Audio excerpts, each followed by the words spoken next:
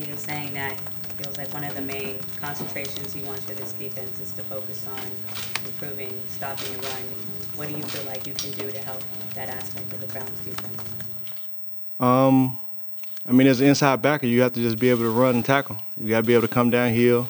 You got to know how to fit up, where you're supposed to be, being in the right spot. It's kind of on linebackers to kind of lead by example.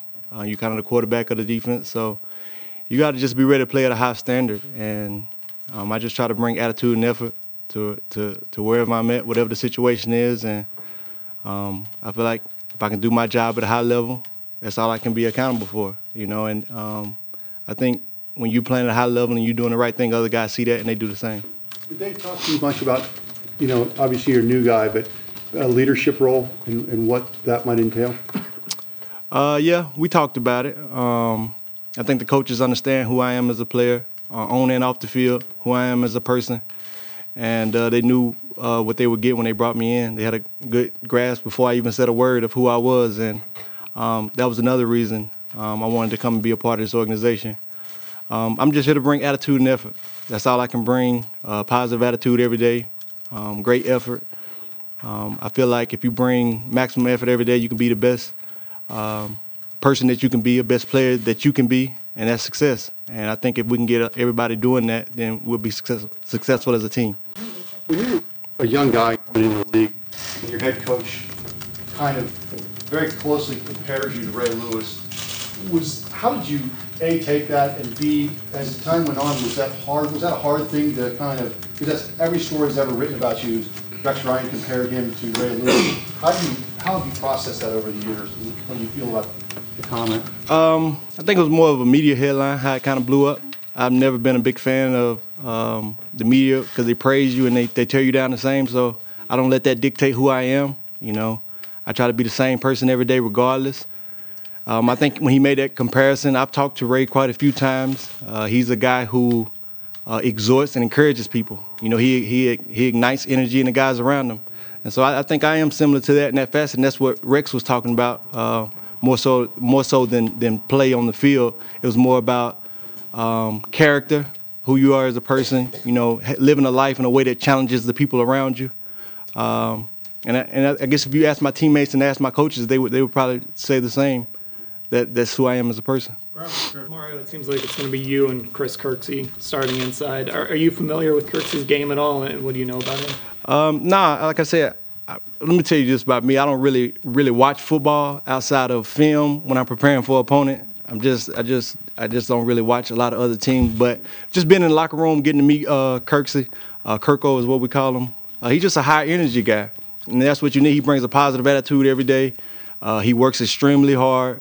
And that's what you got to have. So I'm excited to play alongside him. I can't wait to see what kind of player he is on the field. I'm not saying it was a dirty hit or anything like that, but did you talk to Josh McCown about that hit in the opener? No, I haven't had a chance to talk to him about that, but we've had other conversations. I guess we're going to just try to bury that under the dirt. I want to talk about Demario Davis being here. Some things I want to say. Guys, your never real intention, I would think, is to really hurt a player.